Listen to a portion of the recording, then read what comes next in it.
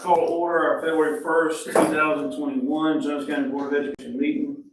I'd like to thank all the visitors, guests, and all those watching virtually in attendance. Mr. Merle, let the record show we have a quorum of 5 board members present in the boardroom. Mr. Griffin, Mr. Walston, myself, Mr. Brown, Ms. Field. Also present in the boardroom, Superintendent Dr. Thigpen and Board Attorney Mr. Stone. At this time, I'd like to ask all to stand for our Pledge of Allegiance.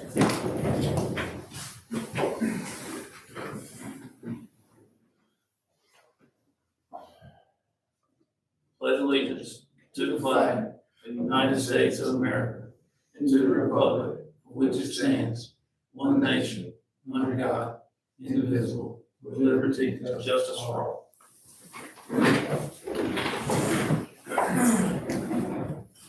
At this time, I'll ask for approval of the regular session Jones County Board of Education meeting on December 7th, 2020. I move to approve. I got a question. On the copy of the December 7th closed session minutes, it kind of conflicts with what it says down on 10 under action items about Larry made a motion to approve the closed session minutes and I second it. Doesn't that conflict with what it says on the next to the last paragraph? Isn't that a direct conflict? Or it says I made a motion, I'm just asking, because what it says in the closed session minutes here, and what it says on the, we don't normally bring out who says what in closed session. Yeah, We always keep closed session in closed session when it comes to the minutes or they become public. so under item 10, under item number 10, which you're talking about, Yeah. I would recommend striking the second provision where it says Larry Walston made a motion to approve the closed session minutes and Billy Griffin seconded. To remove that, and that would stay in the closed session minutes. Yeah, that's what I'm saying. Because, I mean, it's in direct conflict as well as what the closed session minutes say. You see what I'm saying? On top of that, but one thing you don't want to do is have anything in closed session come out in open session, outside of make it open and close it, or become liable, because the closed session minutes become public record. Is that all right, Counselor? But closed session minutes are public record, right? No. So someone can make a public records request for closed session minutes, but they would receive a redacted copy with all confidential material redacted, Yeah. which lots of the time is going to be pretty much everything in the closed session minutes. But yeah, closed session, you need public record. But you can receive a request for the closed session minutes, but they would get heavily redacted. That would be actually edited. Right. Yeah. Redacted. With names not. Well, you just could put what's personnel in it, what the minutes could get out. Yeah, see that. Right, excuse me, but the problem is what we say here, Mr. Lee presented personnel report, and when we specify what we did with that personnel, where that's where we set that amount. No, there's no real big problem. It's just that it's inaccurate to say that under actions arising from executive session that the minutes were approved then, because they had been approved in closed session. And so that should be in the closed session minutes, not right here on the open So session. it's not public information that we approved closed session minutes. But these are closed session minutes, all right? These are the closed session minutes that we got to approve. Above the name, what you talking about? Now, we normally approve closed session minutes in closed session. Well, haven't got to that yet. No, but so on the minutes from the last meeting, if you go down to item number 10, it says Larry Walston made a motion to approve the closed session minutes and Billy Griffin seconded, and that shouldn't be there because that happened in closed session. And it's wrong on top of that, because it says I made the motion and Larry seconded. So it's still wrong both ways. Yeah. You see what I'm saying? It's in direct conflict. I mean, names are switched also, but I mean, it shouldn't have. We've never. So you can't mention anything about closed session. I mean, even though you don't divulge who did what, you can't even say who approved the. That would be fine. We can. Okay. So where we're out of bounds here is specifying who we talked about or what. Ordinance, so we haven't done that, and we shouldn't do that. But the only, it's just inaccurate, because it's, Well, no, please, sorry, please I don't got it. reference the closed session minutes and open session. So I'll make a motion to strike that one item on the minutes as recommended by Mr. Shive. I'll second that as long as Mr. Shaw will let us know in closed session where we filed that here. We haven't filed, it's just inaccurate to state that we approved those in open session, because we didn't. So that's all. We will never approve it. Okay.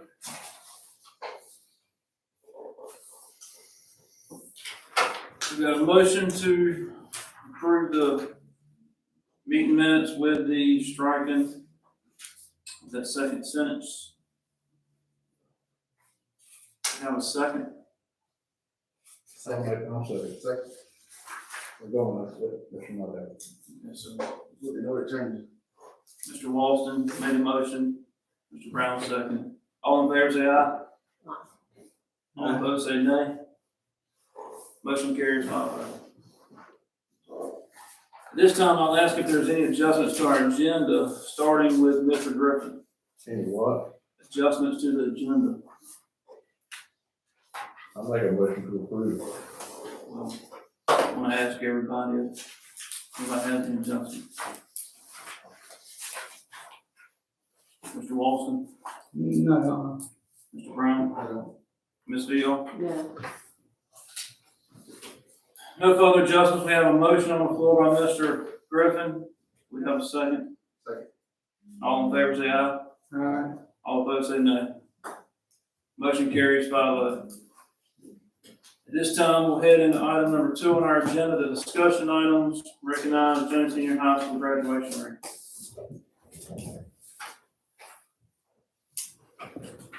Board members, last year we had the opportunity to recognize Jones Senior High School for a graduation rate of 94.1%. They were one of the top 10 high schools in North Carolina. We have the opportunity to do that again. Mr. Morgan and our staff have done a great job. They've been recognized by the Department of Public Instruction, and you as well as a board are being recognized. But we have 3 certificates here. The first one recognizes Jones County Schools for the highest graduation rate for a small school district of 98.7%. The next certificate recognizes Jones County Schools as a top 10 school district with highest graduation rate. And then the final certificate goes to Jones Senior High School in recognition of their achieving an outstanding graduation rate of 98.7%. So we want to give Mr. Morgan and his staff a hand for the work that they've done in securing that for 2 years.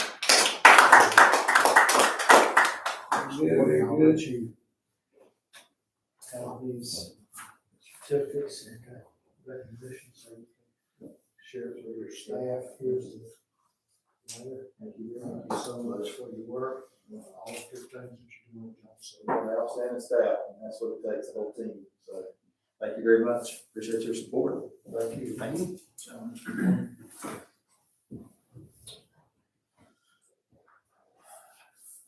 Moving on to the academic update. Mr. Markey is going to give us a brief update on the academic program. Good evening.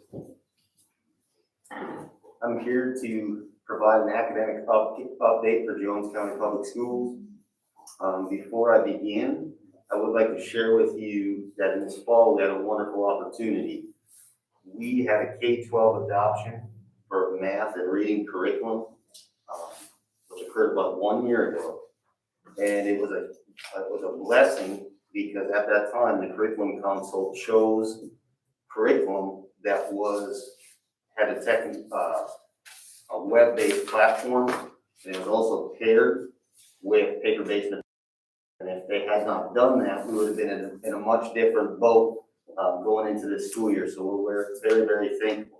And at this time, I'm going to show you a short clip from that video production. The crew went to Maysville, Jones Senior, and Comfort Elementary.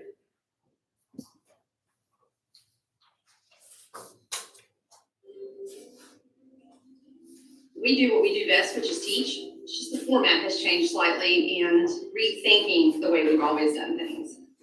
We knew we needed that quality of instruction to be there at home as well as in the school, because we aren't gonna get these days back.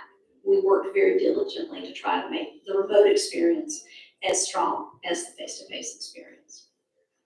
They want to make sure that all the kids get the same level of instruction each day. It's not just engagement of the face-to-face students, but it's also the engagement of the students who are virtual. And certainly HMH has provided that platform and those tools for us to be able to do that kind of instruction, and all of our students benefit from it. Good morning and happy Tuesday. Before we dig into the story, so does anybody remember, what does it mean to visualize? Go ahead, Zoe. Visualize means to create pictures in your mind as you read. Okay, it means you create pictures in your mind as you read. I also said it's like making a what? When you visualize, you make a what, Tiana? Movie. You make a movie in your mind. Very good. And you have to use all 5 of your senses, right? But I'm going to focus with you guys on is taking the patches and seeing if you can. Right. That's just a small little clip. It was a wonderful experience, not only for the kids, but the teachers, to get some accolades in regard to the hard work that they're doing. Recently, our principals presented mid-year data on January 20th in regard to attendance and academic achievement for their students. One of the highlights was that our K-8 students in science, reading, and math are performing similarly to the fall of 2019. Okay? The challenge is our high school students, the on-site students are performing at a significantly higher rate than the students that are learning remotely. It's currently right now we have 67 students that are virtual only by choice. And what we've done to address that going forward is we've paired with NC Ed Corps to provide targeted assistance at Jones Senior High School. And we've also hired a social worker so we can increase student engagement, attendance, and provide home visits to promote learning. But at this time, that's the academic update. Thank you, Mr. Markey. Mr. Markey does a great job. He gives a lot of other people credit, but he's done a great job himself putting all this together, creating the curriculum council. And the teachers chose the curriculum themselves. From that, it wasn't chosen for them, so he's done a great job.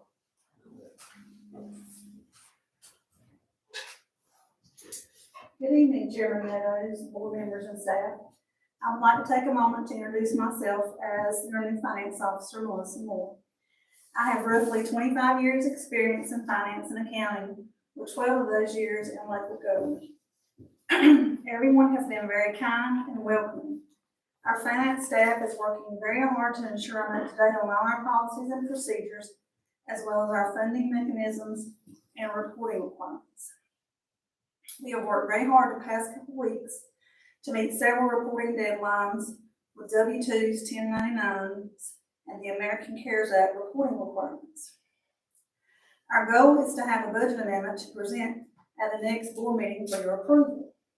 Dr. Thigpen and I have spoke about the upcoming budget process, and he has indicated as a board you would like to receive a scheduled financial update. Once Dr. Thigpen and you as a board determine the format and scheduling, I will be happy to present those reports to you. If you have any questions or concerns, please feel free to contact me at any time. I look forward to working with you and all our staff. If you have any questions, I will be happy to answer.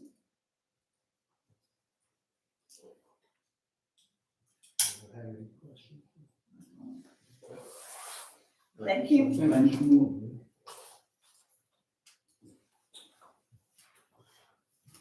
Getting into the COVID-19 response. I wanted to make, note, we had a glitch with our COVID dashboard where we have been compiling our data week after week. And so all of a sudden I entered last week's data in and all the tables went blank. And so I contacted the vendor who, Aptitude, who provides our website to us. And they have a glitch with their system, and so that should be, they're working on that, trying to get that rectified. Luckily, I have printed out the last few weeks' data and have that, and so if I have to, go back for the past few weeks and put it in, I can. For the most part, we have had, doing face-to-face learning, we've done well. We've had 2 incidents where we've had days for Jones Senior where they've gone remote in order to eradicate any problems that we've had. And they'll be back on campus Thursday. And so things have gone well. To date, we have had 26 students that have tested positive and 14 staff members. And so if you look at the percentages, that's about 2% of our students and about 0.09% of our staff. So, the 3 W's, we have kind of held on to those things, making sure we're using the cleaning and sanitation practices, but for the most part, principals have done a great job encouraging and making sure that happens. And we've, we feel blessed to have made this far. We have had as few problems. Dr. Ben, Yes, sir. what you say the percentage was of the staff? I got the student part, it's 2%, what did you say staff was? Well, 14 out of about 150. Whatever that pretty close to. I'm good at math. Thank you. Any questions anyone has? Thanks for what y'all are doing with this. It's not, there's no word to describe it, I'm sure. Appreciate that, what you just showed us. Because a lot of people ask us how we're doing it, and now we've got a better idea. Appreciate it. Has anybody approached us about Wednesdays, or has Cooper still got that? Nothing has been said. There's been a few school systems that have had some discussions about returning back to school on Wednesdays. How How would that feel? I don't know what anybody else thinks about Wednesdays. I was just throwing it out. we can gather some. Would you have ample enough time to clean? It would impact all that. But they look into that, get some feedback to you from different stakeholders. Yeah, I'm not pushing for Wednesday, I just didn't know if anybody's thought about it. I think a few counties are considering it in April. But they still have to be able to stay at 50% capacity or current plan B. So how would they do that? I don't know any specifics. I really only know 1 or 2 places as we talk about. I have to check with them to find out exactly how they're going to do it. And obviously, there's chances of this changing at any time. There's rumors of new legislation in the General Assembly or possible action by the governor, so we'll kind of see what things go.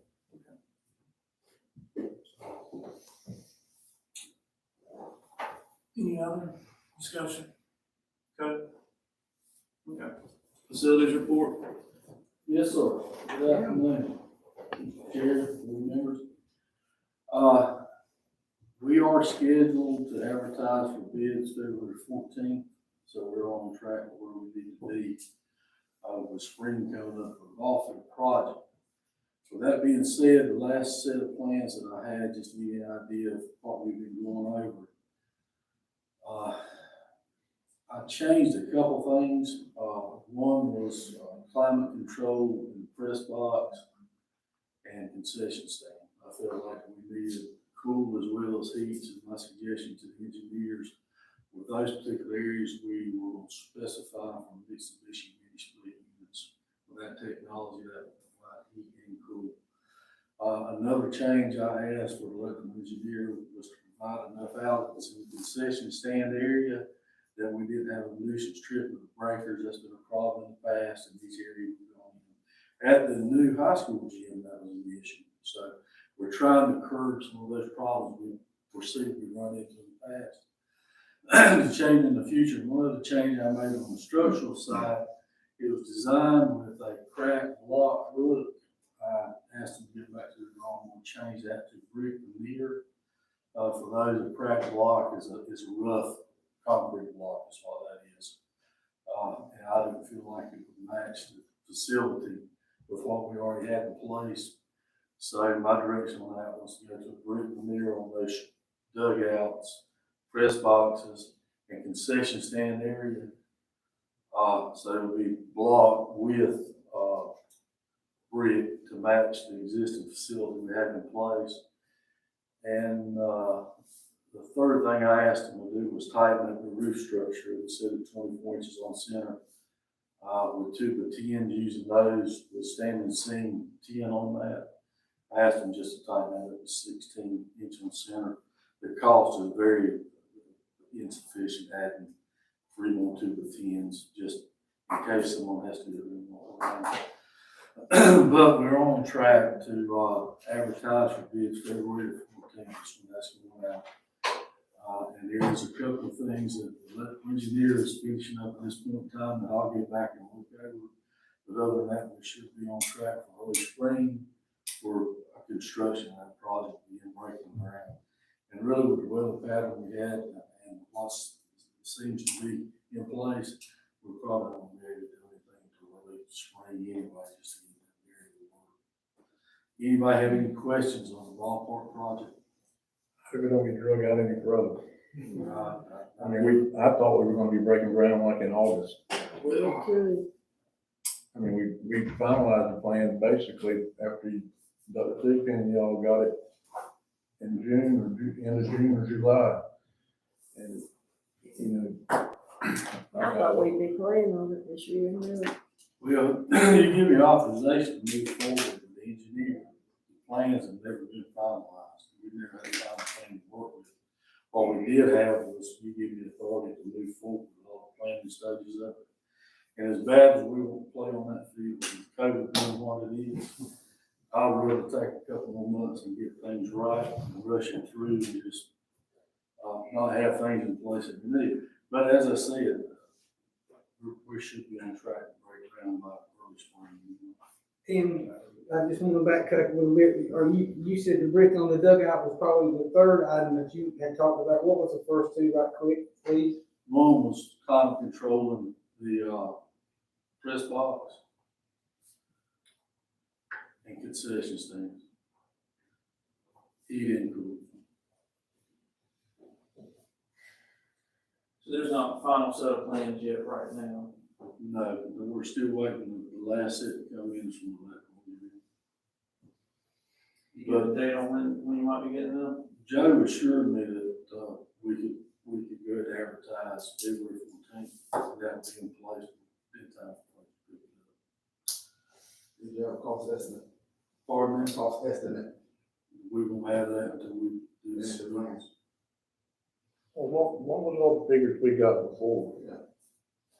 The figures. I mean, we had a bunch of figures before, I think. Electrical and, we had like phase 1 figures all the way through. What was all that?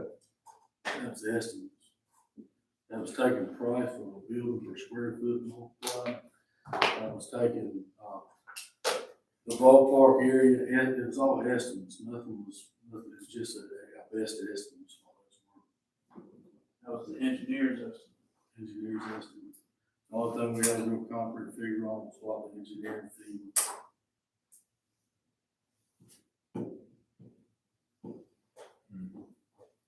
Once the bids were lit, then we definitely had a concrete figure.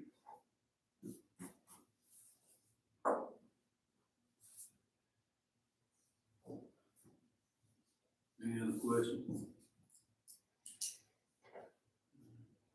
Appreciate it. Property over at Maysville was the next thing we were going to discuss tonight.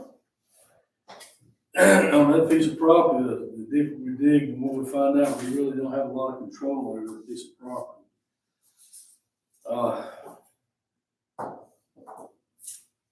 Me and Colin have talked back and forth. If the individual have property to exchange for property in place, that was a possibility, an avenue we could look at. Otherwise, everything I run into, reverts back to the county giving us authorization or letting us do what we need to do. That property is scheduled to go back to the county. Then if they refuse it, then, and just like the property we released over here, if they don't want that property, then we can, it'll come back to us and we can dispose of it as needed. I've scheduled a meeting with Frankie Howard to sit down and try to enlighten him on what we have in place. And then hopefully an avenue of resolve for this piece of property has sit there since 1959. I guess a couple more years, it wouldn't matter if you want to go that route, just to hold on to the property. But unless Colin has come up with more than I just told you, where hands are kind of tied, and actually providing that gentleman over there that's encroaching the property with actual giving him a deed, some kind of deeded right of way, deeded access, without first approaching the county about that piece of property, unless you discover something I haven't done. So, just in our conversations after, and you know, it's my understanding, and correct me if I'm wrong about this, but it's been a couple months since we talked, but he's got a house that's sitting on property that he owns himself, correct? He's got a house that's sitting on what he does on himself. And so that's not our property, that's his property. That is correct. Right. And then he's got a little like outbuilding, right? Right. And that is on our property. Right. Yeah. And then he's got a driveway that cuts across our property. That's correct. Okay. A walkway. A walkway. And but then he has a separate access to the road that's on his property. That's correct. Okay. Yeah. So the portion of property that he's got his outbuilding on that we own, we could do a land swap and trade a portion of our property, or you know that property that is ours for another piece of his property if the board wanted to resolve that issue. We could also just kind of not really do much about it and just kind of let it go on as it has been going on. Or, you know, it would be within our rights to tell him he's got to remove that outbuilding. Yes, sir. If we let it go on like it's been going on, we would have to have something taking liability away from us, I would guess. Well, some kind of an agreement, I would think, right? I don't know that, I mean, I don't know that there's, you know, famous last words, but I don't foresee too much liability arising from him being on that, having his outbuilding there. I mean, the times when it's a property, I mean, you worry about liability occurring from your property ownership will be if you create some dangerous situation and invite somebody onto the property. Well, we were talking about trees before, so. Yeah, and I don't, you know, I've never been there, so I don't know. Yeah. It's not an ideal situation to have him continue just to occupy the property in the way that he's doing. But you know, the time we live in, if anybody had any chance to sue you over any little thing, they, you know it better than I know it.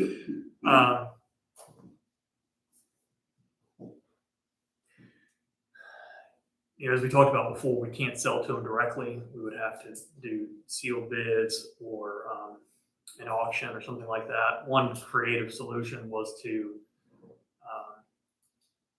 sell the property or to auction the property subject to him having a life estate, subject to him having the right to use the property for this purpose for the rest of his life.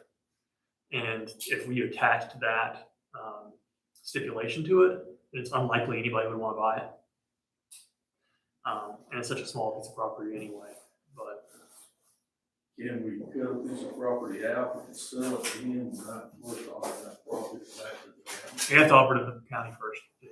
So we're back to where I was saying before we can do that, maybe the best thing is what we planned so far is allow me time to talk to Frankie and see if that's an option. Because we've got to offer to them before we can even do any kind of bid, or we can just turn our head and look the other way for the next 20 years, if that's what you so choose to do. What is the nature of this outfit? Like, how is it just like a shed? I'm not so sure it's just an outlet. I hadn't had an actual survey done, but looking at the maps themselves, it looks like part of the house has been added on to, and part of the house is actually on that piece of property. Okay. Looking at the tax maps, I haven't had a survey, and that was my concern for him, the citizen. And we could do a land swap for that, property right there. Since he has adjoining property, we'd take part of his land and he could have that part. Who's gonna survey it out, who's gonna pay the legal cost? Give you an idea what we're looking at. There's you see the house there? There's the property, there's his property right here. Oh, I see. You see So it cuts off just a tiny little bit there. So yeah, I mean, Well, the tree was one issue and, the encroachment was another issue. It was. Yeah. Encroachments was an issue, and really what brought this to light, he was concerned about a pine tree that was on our piece of property that possibly fall and damage his house. This landowner was, It was, he contacted us about it. yes. what is that? So right behind it, there's some where it goes back, and there in the woods. Is there anything back in here? There's nothing. Right there. There's actually a little one that sits right here. And that's hit on his property. Exactly. But and do we know who lived? Okay. Some large ones.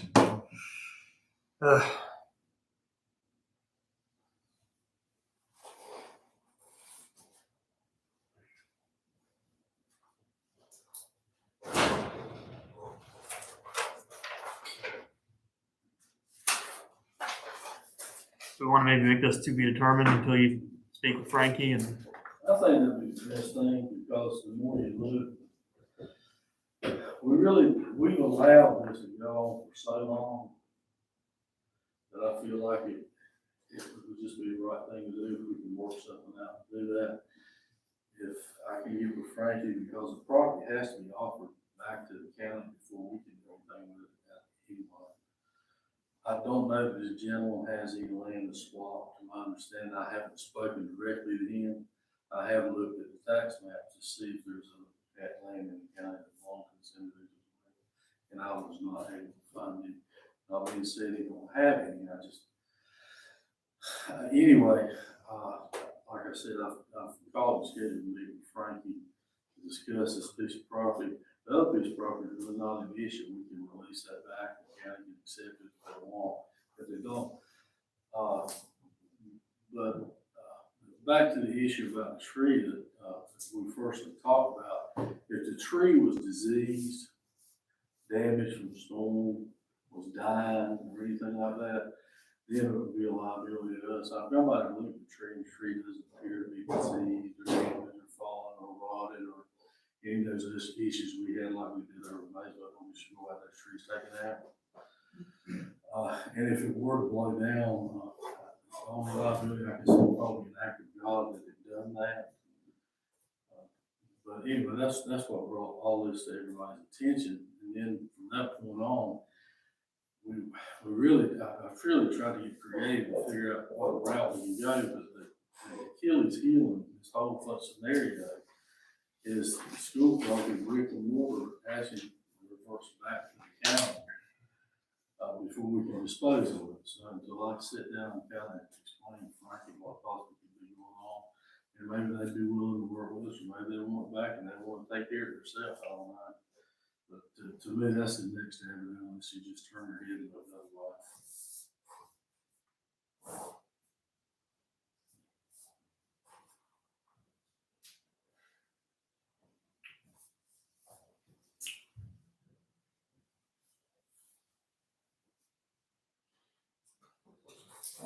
I don't see what purpose it serves for the school board, even that property. It does. It's really a sit dormant. Either the properties. They really need to be back in the tax revenue stream, is what they he could do. And especially one piece of property, definitely people for the city of Maysville. I mean, there's water and sewer that runs by the front seat, possibly somebody would want to develop the property. But, you know, for tax rate, the longer it sits and generating the tax, it's all going back to natural area. So, no, it's really not serving the purpose for the school system. And with the location we have in school, and we have an existing school in Maysville, I don't think we'd ever utilize that piece of property for anything at all. And it's possible that the city of Maysville may be interested, once the county gets back, they want to do something far for about $1,000. But as long as we sit on it, I mean, nothing's ever going to happen on that piece of property. Colin, is there anything created that the school board can't do, but the county can do? You know, or is that the same scenario?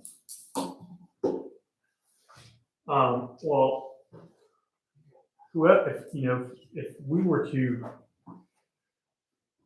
to sell it, through either to the county or to, another unit of local government, if the county doesn't want it, then they can do whatever they like at that point. And they can choose to let the person stay, they can choose to sell a piece of property to him or whatever. And that's kind of their issue at that point. But yeah, we wouldn't have any way of guaranteeing that was gonna happen.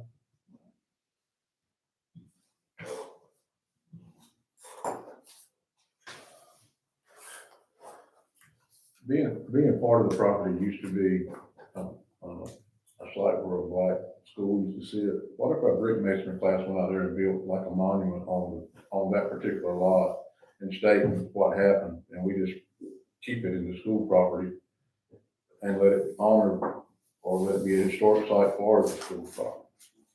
We brought that up, but the board would never agree to it. We made the act for that. What board? Board of Education, we brought it to a space. When y'all met with us, y'all were asking us to give you the property, because I was chairing the thing. No, we knew we couldn't, you couldn't give us the property, so we either give it to us for $1 or let us buy it. We go put in for a grant through the Rule Center. We never heard anything back from the board, so we kind of dropped it. But our hands are tied, just like you see here. That's why we couldn't do it. That's what I explained, because James Harper was the one that presented it, I think. You were here, were you not? No, not at that time. It was after James Harper. The board I've never heard anything. Maybe Bracy didn't bring it to you. I can show you email that me and him had back. But there's nothing saying that we can't do it as a board, is what I'm asking. Colin, we could have a brick masonry class go out there and build something like that. Sure. And do a thing we're made to maintain, is what I'm saying, and we don't have to go any further with that piece of property. Then with the other piece of property, we can just try to see what we can work out. That's what I'm saying, it would work. I mean, we could do that. But it was never brought to my attention while I was on the board about anything outside of the meeting when y'all presented that I can remember. We aren't bound to do anything with that piece of property. If you want it to remain in the school system. Well, he that's what he said. It remains in the I'm saying we said it remain in the school system. Yeah, that's what I'm saying. We keep it in the school system, and we let our brick masonry class maybe go out there and build a monument and say this is, and it's part of school history. It's not costing the county. We're exempt from taxes, and so all we're going to have is the maintenance, and we can do an joint agreement with the town of Maysville to upkeep the property. Is what I would say would probably work. I mean, it only takes a vote of 3 out of 5 of us to make that happen. But I mean, that would be a win-win situation, and we don't have to beat this dead horse to death. I don't want to have to come back again with 3 or 4 more things on everything. I think it'll work if we can do that. And when you got some time, let somebody come up with something, and do something like that. Maybe somebody could do I'm gonna call it a bronze plate, with a plaque in there, and then just talk to the brick mason class, and they give the kids a project. That's the same idea we had. Huh? That's the same idea we had. But that's the easy part, that land. But it'll be. Another part sale that was the issue. The issue with the gentleman. Yeah. With the gentleman, you're talking about with the gentleman? That's the hard part. That's the hard part. Well, the easiest part is to do nothing and just let it go like it is until something gets a little bit worse. And then, Is that not right, Counselor? Would it be advisable for us to have an agreement with him? Or, I mean, do what we're talking about doing, which is not anything, but have some kind of an agreement with him, or is it better not to have anything on paper and just roll the dice? And I'd really rather not do that. What do you think about my lawyer opinion of granting him the easement? A lifetime easement to that. Well, it's, an easement wouldn't take care of his property, the structure of his house, like, an easement's for like Yeah, I walking know. through, like, so the fact that his house like encroaches over on our property, that's the problem. So the easement wouldn't fix that. But maybe we could have some kind of agreement, I can think about that. I don't think it'll be a problem until soon, if they ever get rid of that land. Say it again? If the school board ever decide, ever change his hand and someone come in, say a developer came in and wanted to buy that piece of property, or we ever gave it back to the county. Mhm. I think that's where the problem comes in, if someone else buys it, forces them off that land. Right.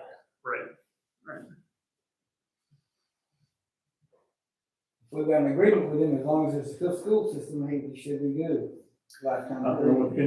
Can you have a public school system agreement on an easement or a right of way, or? It wouldn't be an easement or a right of way. I have to get creative. I can think about it and report back, but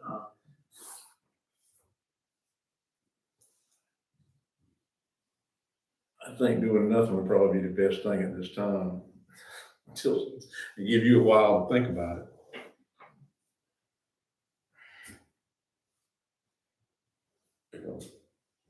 If y'all think the house is, you say you think an addition to the house, add on to the house, you think it's across the property line now? Is that looking at just GIS? Yeah, it ain't Just look at GIS. what do you guys think? No, he just said, was it on GSI? Yeah. Yes, It's it's pretty like, close. right there is a geographical printout.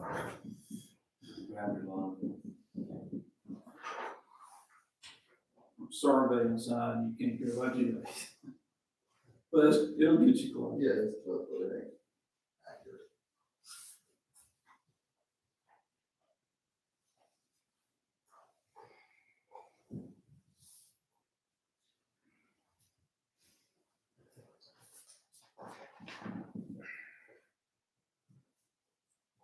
Any more discussion on Mason property?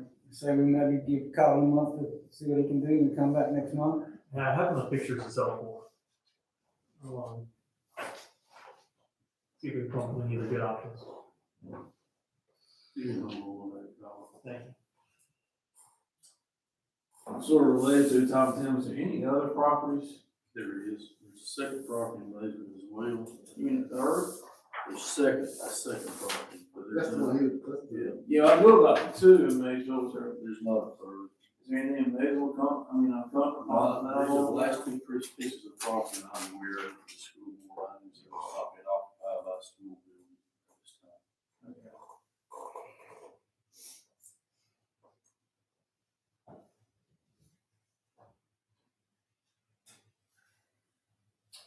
I'm getting much on. That would be. Okay. I think Colin needs to take his time on this. It ain't like it's been in a rush over the last 20 years. We don't need to rush through it in a forward. We spend a lot of money, we spend a lot of his time and our money on, trying to figure out what's the best way to do it. We'd be better off just declaring it surplus and giving it to the county. If the county don't want it, then we can sell it for $1 to the guy and be done with it. I'm not gonna spend hours and hours on it, I promise. Can't be that hard. Yeah, but Can't be that hard. it gets worse every time Tim comes here. That's why it's getting last. I'm getting out of a lot of fire.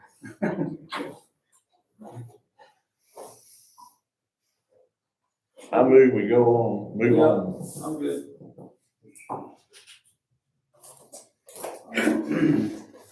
Next item on the agenda, board meeting time, and logistics. Thanks, Tim. I have, for those who get up here, I've heard it just about since we changed it 2 years ago. Is there anybody who wants to change the board meeting time? Y'all heard from any parents, It's 5 o'clock, man. I've heard this, I feel like it says I've been up here. Do we need to change it? Or y'all still, everybody go with Monday at 5? We've moved in the past, we moved all over the board, all over the time. We ain't had 20 parents in 2 years come at any time, except when we have out of county transfers. And, you know, the only ones you're gonna have any trouble with is the ones that's gonna have a problem with something part of the time. All right. I mean, and we got, well, it's probably going virtual and everything, they can do a call in the way we're doing it, if they got something, or they can call Dr. Thigpen and request, you know, a conference, in my opinion. I agree with you. I was gonna suggest. I mean, because we don't have any issues. I was gonna suggest what Billy just said, as long as we're going virtual, I don't have no problem with us keeping Yeah, like this right now.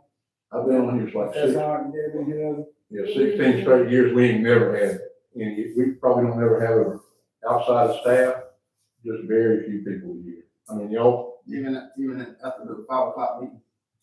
the 5 o'clock meeting, the 6:30 meeting, the 7 o'clock meeting, we never had anybody out. And the only complaints we had was from staff having to stay here all day. Yeah, that's a consideration, because they've been here all day and. They start at 7:30, and they gotta stay here until 8 or 9 o'clock at night. The happier the staff, the happier the students are. And the parents, it's, you know, they're gonna come no matter, I mean, I've seen parents. If it's in school in the critical, they'll middle of take the day.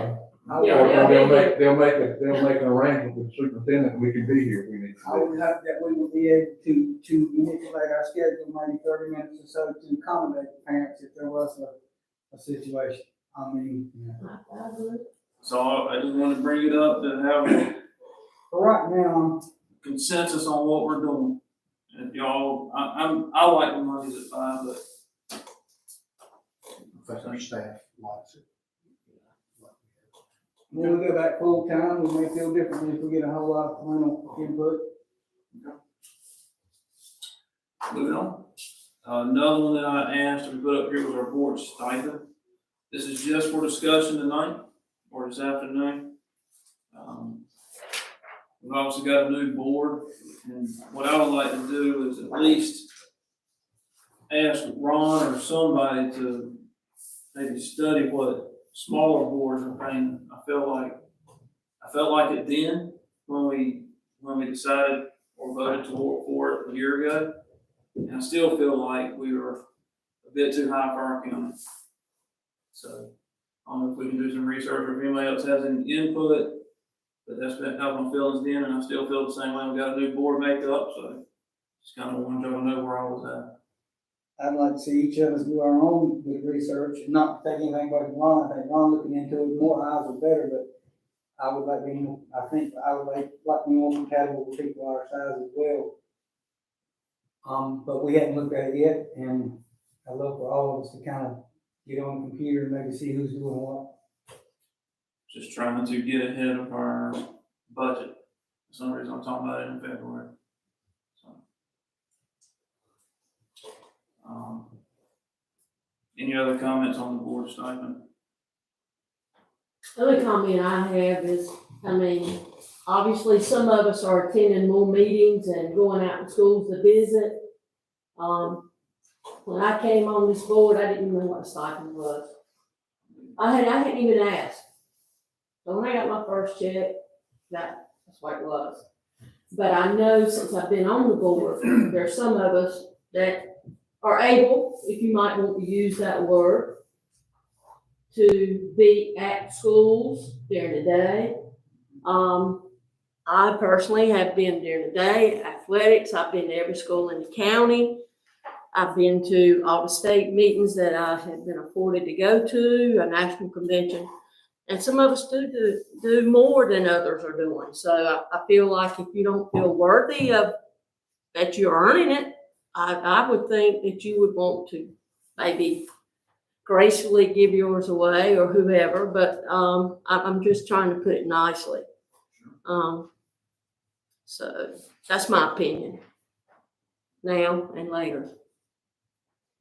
And I think that's where some of the research, what does other counties, I know some counties pay a flat rate, and then every meeting is an additional,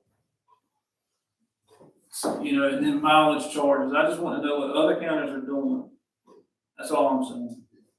And I think we should be mirrored to, for our school size or whatever. And I did, do a little research, and we all have state boards, in the area. And I just want to hear from the other board members on what they thought for what was I missing on why we get paid so much. I heard Ms. Fion say the schools and all that. Dr. Thick thinking about for me, and I told him I wouldn't be visiting a school like this.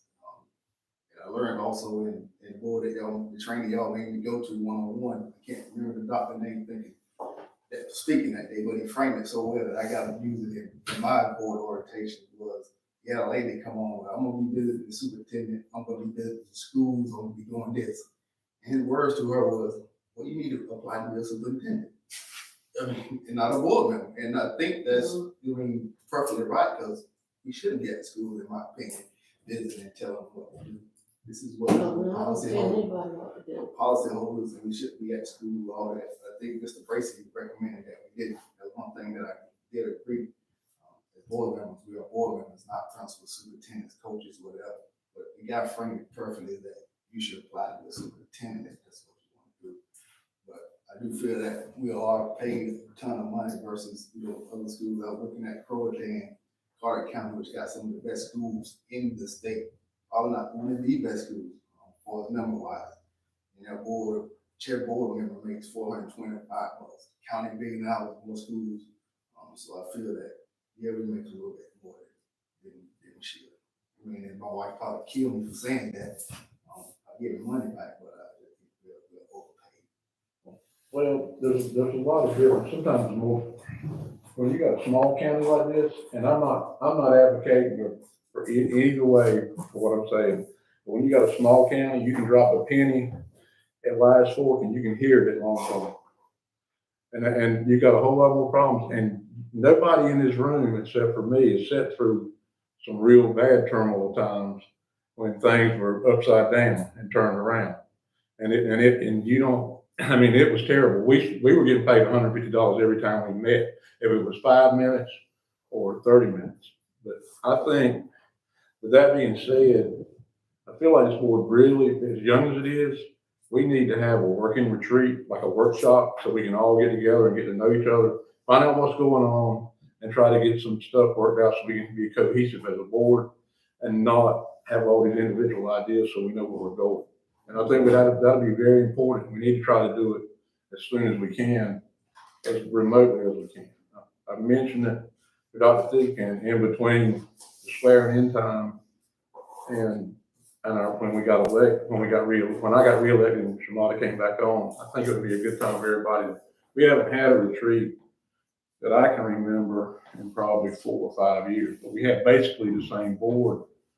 We went somewhere like Raleigh and spent 2 nights. I don't know if we could even do that now or not, but we were able to get away so we wouldn't have anything here bother us and coming. So we could go through. Our attorney we went on one Friday evening. We had some new board members come on and stayed until Saturday a little after lunch, because we had 2 new board members that came in. One of them was new, but it actually had come in. But we need to be able to work together, be able to see eye to eye, and be able to work out what everybody's ideas are and the direction we need to go. Because, I see some things kind of just been trying to divide. We need to get together. I don't think anything is trying to divide. I mean, as a board, we all have individual ideas and we come together at the end of those ideas. And if we all had the same ideas, there's no need for a board. There's not need. Well, I'm not saying about changing anybody's ideas, but I don't need to be surprised by what you're gonna say, and I don't need to be surprised what David's gonna say. What I'm thinking until I get to the board, and I just can't agree with, the board stipend that Jones County Schools did the highest paid board. We're one of the smallest. I'm not just talking about stipend, I'm talking about. That's an agenda item that we're talking about. We're on that, but I brought, after, nobody else had anything to say about stipend after you, so I brought this up about, start out with stipend, but there's other issues on here we need to be considerate about, that we need to try to do.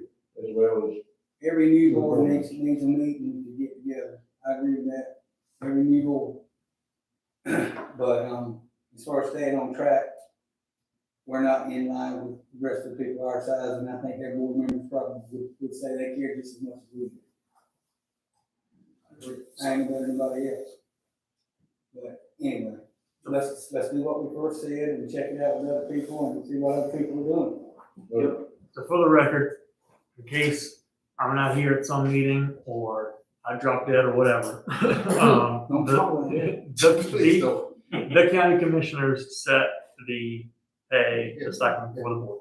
So even if it's reduced at some point in the future, then they've got to approve that because they set it at whatever amount it is. So it needs to be, that would need to be run through the county. It doesn't have to be necessarily in our budget. You can do it any time of year. Most of the time. No, I'm saying it being budgeted through being. Right. Yeah. it has to be they have to go back and change the stipend, that's what they gotta do. I got you. Solid in action. Surely they'll let it go backwards. I cannot imagine they would have a complaint. They never had to play with us costing any money, have they? So do you need to look into finding time that we could? I can call around. Yeah. Like, information is right there on the computer, right? Pretty current. So I'll leave the board stipend on for next month's discussion too. Any other discussions on that? All right, we'll move into our action items, FCPR.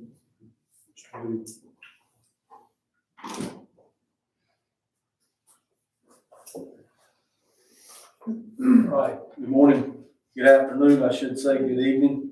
Board members, I have two action items for you tonight. The first of which is FFCRA, approval to extend that, also known as Family First Corona Response Act. Back in March of 2020, this was initiated through the coronavirus stimulus bill. We knew it would last until December the 31st of 2020. We had hopes that it would be extended. However, after speaking with Colin several times, it was not extended. However, we did receive an email, which was for all HR directors. If you read in FAQ 104, which was added on 12/31/2020, you will find that employers may voluntarily extend FFCR leave to their employers through March the 31st, 2021. The tax credits associated with this leave also cover the extension period.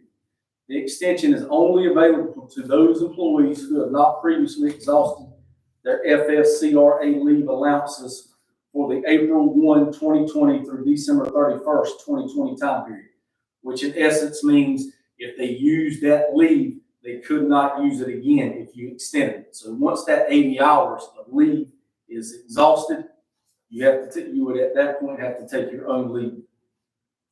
This extension does not entitle employees to FFCR leave for the period of January the 2nd, but it does give the employer the option to continue the leave. Now I can tell you, we had an HR meeting last week, 12 out of the 13 districts will be continuing the leave through March 31st with the expectation with new administration that may actually be extended till September of 2021, but that's still up in the air right now. Is that correct, Colin? As far as I know. If an employer elects to offer the leave, it should be offered uniformly to all employees, which is not just teachers, it's all employees. It does not matter, temporary or full-time. Employers should continue to use the absent codes previously assigned to the employee exposure, infection, and child care leave.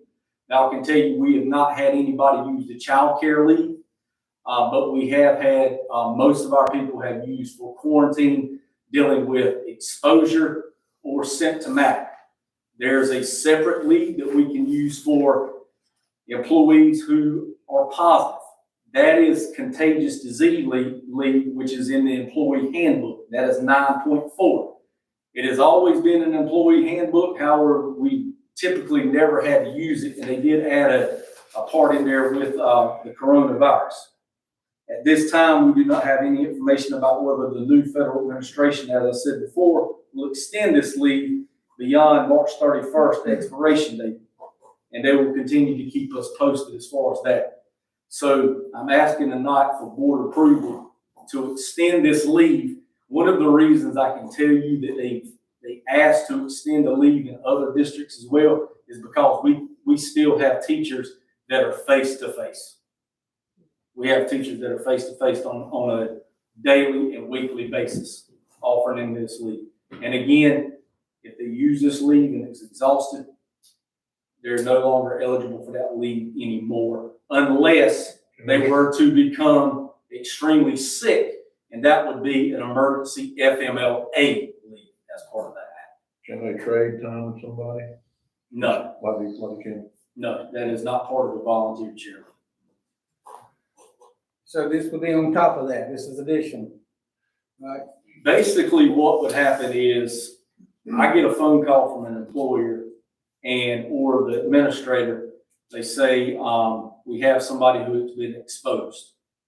At that point, they would be given that leave. Now, also with that leave, there's an option for administrators if the employee can telework. So if an employee can telework, it really would not take their leave from that. It would in essence, they would be working from home. But in our situation with us only having one teacher per grade level, that's really not been an option. And I will tell you, we're very limited on substitute teachers right now, as many other districts are. So what has been happening is we've had teachers during, at high school specifically, we've been having teachers fill in during class periods, and at elementary schools, teacher assistants have also been assisting with that as well. I'll make a motion to approve the extension of whatever FFCRA. Mr. Griffin made a motion, Mr. Brown, second, all in favor, say aye. All opposed, say nay. Motion carries. Okay, the next item tonight, you can, there's an attachment, and you probably have a handout as well. This is for the 2020-21 summer program plan. I believe this is the 5th year that we implemented this plan, so some of y'all have seen this before. The purpose of our summer school program is to provide students with additional instruction to help better prepare them for the next grade level, as well as allowing them an additional opportunity to demonstrate proficiency on state assessments, which are the EOCs or EOGs. Students who do not attend any summer program remediation must not be permitted to participate in a re-administration opportunity, meaning that if you don't attend during the time allotted, you can't just come in the day of and take it. You have to be attending remediation in order to take that. You can see in your handout, the grade levels go all the way from 3rd grade to high school, and the initial test proficiency levels are our level 2 only. The summer school program goes June the 2nd through the 8th. It will be 5 days, 3 hours per day for a total of 15 instructional hours. And the students will then test on June the 9th and the 10th. And this will be, it will be online testing. That's to limit the materials. So the students will actually test online. Why we're not doing level 1? The board is always, we've discussed that before, but pretty much, we've had parents in the past of a level 1 student that did not really want to put their child through that, to be quite honest, because the gap from them being proficient was so far away. So we're not going to offer it to them if they're close? If they wanted it offered to them, there could be some exceptions to that. However, in the past 5 years, we have offered level 2. I don't know that I've ever remember seeing a sheet like this. Do you, Larry? I think so. I remember. We've had it. Yeah, it was, there was a sheet, last year, it was actually last, It look like this? February, It look like that? very similar, Yeah. yes. Okay, my bad. And it has to be approved by, March. And there could, and I will tell you with this caveat, changes could be made because we just don't know how things will look moving forward with, COVID-19. But this is our plan right as of now. Breakfast and lunch have typically been provided. And that's been part of the, child nutrition program that we've done in the summer feeding program. So that's in incorporation with that. No option for virtual. Not at this time, but that will be something that we could explore as well. I'll make a motion to approve the 2021 summer program plan. Second. Alright, Mr. Griffin made a motion, Ms. Field second, all in favor? All opposed? Motion carries. Thank you, Mr. Thank you. Way to juggle, way to juggle. And we do not, I will let you know, we do not have any public comments. I did look on the human resource page to see if we had any public comments, and I do not have a personnel report for tonight. Are we posting when we do meetings that we're gonna be on? Yes. We are And there's also, on the web. reference in it, yes, there's also a reference, they can post for public comments, up until 3:00 on the day of the meeting. Thank you. Another action items present, we're moving to superintendent comments, Dr. Thigpen. I wanted to make note of a couple of things from the board members. We took our first steps with the East Carolina Healthier Lives School and Beyond last week. We began the first step of training, and so that continues on this week with our nurses learning how to use the telemedicine equipment. So we're not too far away from having telemedicine for schools. It's going to be a big step for us. That'll be part of the whole school, whole child, whole community framework that you're going to see and hear more of that if you'll go to our student services page and click on that. There's the model is there, and that's kind of the direction we're going, where we're providing social emotional support, things of that sort, and support for a student in areas that are not typically seen as academic areas, but we know the benefits of that. So I just wanted to make you aware that that has begun to move forward, and I believe it's, down the road, you're going to see some great benefits from that. I wanted to let you know that the athletics realignment committee, our conference situation looks a lot better than it did originally. And we're in the conference with us, Lejeune, Pamlico, Kinston, Northside, and Southside. So it's a lot better than. Who was the last They one? removed Kinston. This week, I think, I saw it. They were. They won they appealed and won the appeal. Good. Kinston of being North Northside. Good. So that looks even better. It's a lot better. Ben, is it, go ahead. No, you. I sure wish we could do something about, if we ever have middle school sports again, if we could do something to get them a compatible conference, I would love to do that. We used to play in Lenore County and we had great success with that. I have made that request to speak to them about it, so we'll see how that falls out. I have made. Thank you. Thank you. Start with that. Any questions that you have? What sports are we working on having right now? Because I'm being asked that a lot. Football begins week, so yeah, sure. Skills development for baseball is going on right now, softball. Baseball, softball, and I think that's volunteer. right? Open all required of none, correct? That's correct. Thank you. Yes, sir. Moving on, Mr. Moody said there were no public comments. And, a new addition to the agenda this time around, I wanted to go around and see if there's any board member comments. Start with Mr. Griffin. Nothing other than we just need to be careful that you, for some reason, I heard we're gonna do the financial, Melissa said about the financial report, that you want her to do something every time. What is that all about? I mean, because we can all call up here and get whatever we need, but we don't need to tie up staff, they don't need to be here other than just to give a report that's going on. That's my opinion. I think the report might be more for public use than ours. And all we gotta do is call. No, they ain't no doubt to call it, they represent through the I board. would think we were supposed to release the financial report every so often. I mean, I how would you think know what's we in the would. bank? Other systems do that. So, they're not looking at audit. When we got presented, Vaguely. we had one finding. It said, Ron did an awesome job, we had one finding.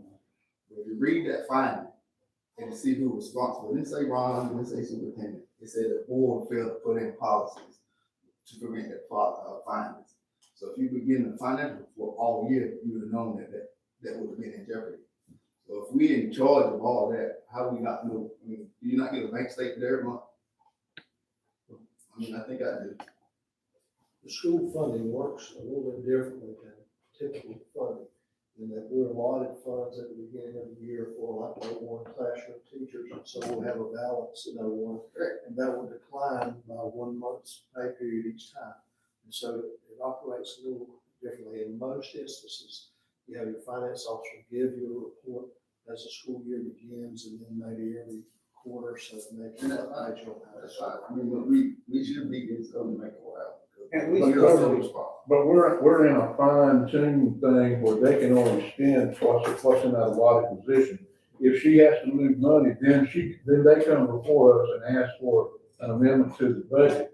And that's when we move it in. That's how we are able to keep up with it, because they get audited, and they're by state law, they can't redirect any money without board approval or anything else. It's totally different. Overspending just like that.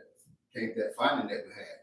I mean, something not around when the board, I mean, I can spend money all day in my budget and go over. There's no oversight. I mean, when I get my We're not aware of it. right, when I get my audit, it just show that we spend over.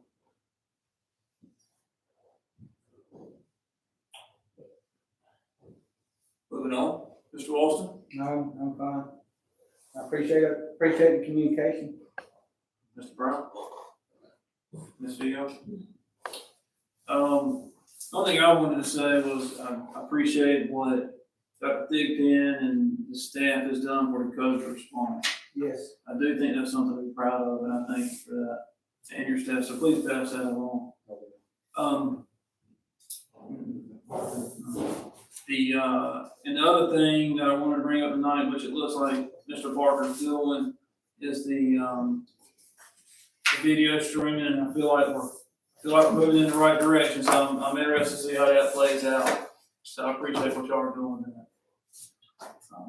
That's one of the things I have in my mind. And it would behoove us to ask the principals to reiterate that we are doing that, to the parents, and let them know, every so often that we're live. With a link or anything. Thank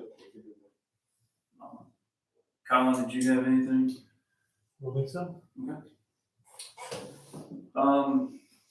We have, Mr. Moody said there would be no personnel reports and no executive session unless anybody knows of any other reason why we should. We have closed session minutes. We don't have to approve them now, we can approve them next month. It's fine with me, I just asked. All right, being no further business of the board, this concludes our February 1st, 2021 regular board meeting. Our next meeting will be Monday, March the 1st, 2021 at this office, 5 p.m. I'll entertain a motion to adjourn. I'm moving, we adjourn. Second. Walton made a motion, Mr. Griffin, second, all in favor say aye. All opposed say nay. Motion carries, 5-0, meeting adjourned. Do we need to take? 6:14. That's not like making a motion, we got to stay there. Keep it all. John, there's that piece of each. I know. Colin,